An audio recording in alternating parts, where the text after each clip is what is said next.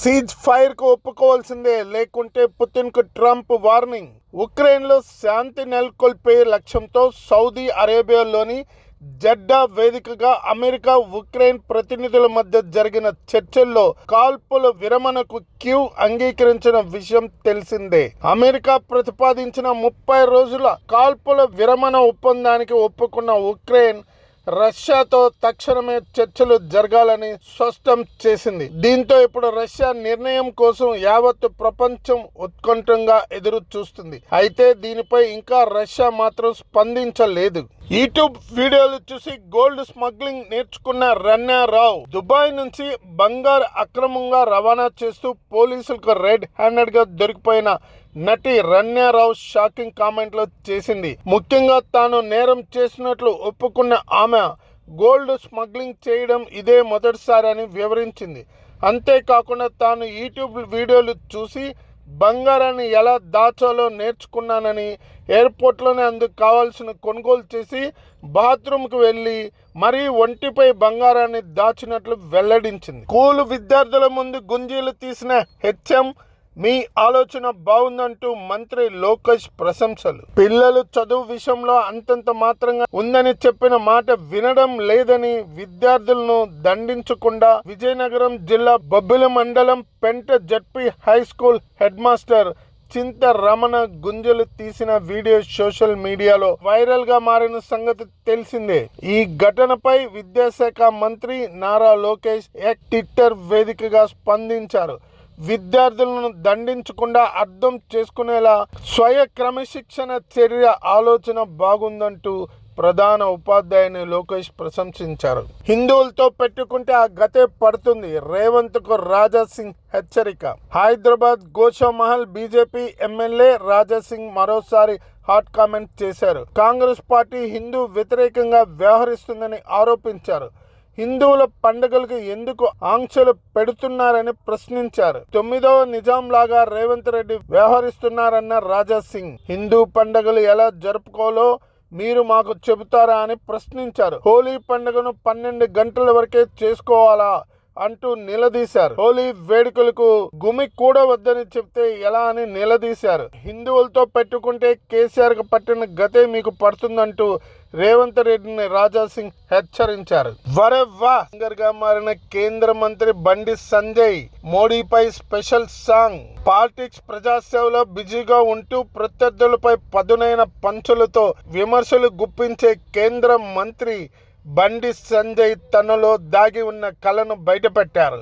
ఘాటుగా విమర్శలు చేయడమే కాదు, శ్రావ్యంగా పాట కూడా పాడగలనని నిరూపించారు. ప్రధాని మోడీపై సంజయ్ ఓ పాట పాడగా ప్రస్తుతం అది సోషల్ మీడియాలో వైరల్ గా మారింది. పలువురు బీజేపీ కార్యకర్తలు, అభిమానులు ఆ పాటను షేర్ చేస్తూ సంజయ్ ని కొనియాడుతున్నారు. 22వ తేదీ సమావేశానికి రావాలంటూ సీఎం రేవంత్ కు తమిళనాడు సీఎం స్టాలిన్ ఆహ్వానం. లోక్సభ నియోజకవర్గాల పునర్విభజనతో వాటిల్లి నష్టాలపై చర్చించేందుకు ఉద్దేశించిన సమావేశానికి రావాలని తెలంగాణ ముఖ్యమంత్రి రేవంత్ రెడ్డిని తమిళనాడు ముఖ్యమంత్రి ఎంకే స్టాలిన్ ఆహ్వానించారు. ఈ సందర్భంగా ఢిల్లీలో సీఎం రేవంత్ ను తమిళనాడు మంత్రి టీకే నెహ్రూ ఆధ్వర్యంలోని డిఎంకే ప్రతినిధి బృందం కలిసి స్టాలిన్ తరపున ఈ ఆహ్వానం అందించింది. నియోజకవర్గాల పునర్విభజనతో దక్షిణాది రాష్ట్రాలకు వాటిల్లే నష్టం చర్చించేందుకు ముఖ్యమంత్రులు, మాజీ ముఖ్యమంత్రులతో ఈ నెల 22న స్టాలిన్ సమావేశం ఏర్పాటు చేసిన విషయం తెలిసిందే. లోక్సభ నియోజకవర్గాల పునర్వ్యవస్థీకరణ అంశంపై ఏపీ, తెలంగాణతో పాటు కేరళ, కర్ణాటక, పశ్చిమ బెంగాల్, పంజాబ్ రాష్ట్రాల ముఖ్యమంత్రులు, రాజకీయ పార్టీ అధినేతలను స్టాలిన్ అఖిలపక్ష సమావేశానికి ఆహ్వానిస్తున్నారు. కాంగ్రెస్ పార్టీ నేతృత్వంలోని ఇండియా కూటమి పార్టీలతో పాటు ఎన్డీఏ కూటమిలో ఉన్న ప్రాంతీయ పార్టీలకు, ఏ కూటమిలో లేని తటస్థ పార్టీలకు కూడా స్టాలిన్ ఆహ్వానాలు పంపారు. ఊహించని షాక్. తిప్పి మళ్ళీ జైలుకే పోసాని మురళీకృష్ణ. పోసాని తరపున పొన్నవాళ్ళు సుధాకర్ రెడ్డి వాదించారు. బెయిల్ పై విచారణ జరుగుతుండగానే జడ్జి సమక్షంలో కన్నీరు పెట్టుకున్నారు పోసాని. తప్పు చేస్తే నరికేయండని, తన ఆరోగ్య పరిస్థితి బాగోలేదన్నారు. 2 ఆపరేషన్లు స్టంట్లు వేశారని, బెయిల్ రాకపోతే ఆత్మహత్య శరణ్యమని జడ్జి ఎదుట లాయర్లతో వాపోయారు. వ్యక్తిగత కోపంతో ఫిర్యాదు చేశారన్నారు. సెక్షన్ 111 వర్తించదని వాదించామన్నారు. అడ్వకేట్ పొన్నవాలు సుధాకర్.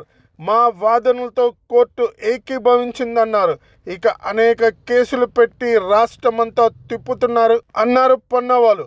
హైకోర్టులో బెయిల్ పిటిషన్ దాఖలు చేశామన్నారు. కాగా చంద్రబాబు, పవన్ కళ్యాణ్తో పాటు వారి కుటుంబ సభ్యులపై నటుడు పోసాని మురళీకృష్ణ అసభ్య పదజాలాలతో సోషల్ మీడియాలో దూషించారని జనసేన కార్యకర్త ఆదోని 3 టౌన్ పిఎస్లో గత నవంబర్లో ఫిర్యాదు చేశారు. దీని ఆధారంగా పోసానిపై కేసు నమోదు చేశారు. వారం రోజుల క్రితం అతనిని పీటీ వారెంట్పై అరెస్ట్ చేసి కర్నూలు తెచ్చారు. జడ్జి ముందు హాజరుపరచగా రిమాండ్ ఆదేశించారు. ప్రస్తుతం పోసాని కర్నూలు జైల్లో ఉంటున్నారు. సుదీర్ఘ వాదనల అనంతరం పోసానికి బెయిల్ మంజూరు చేసింది కోర్టు. దీనికి ముందే 3 రోజుల పాటు కస్టడీకి ఇవ్వాలని ఆదోని 3 టౌన్ పోలీసులు పిటిషన్ వేయగా తిరస్కరించింది.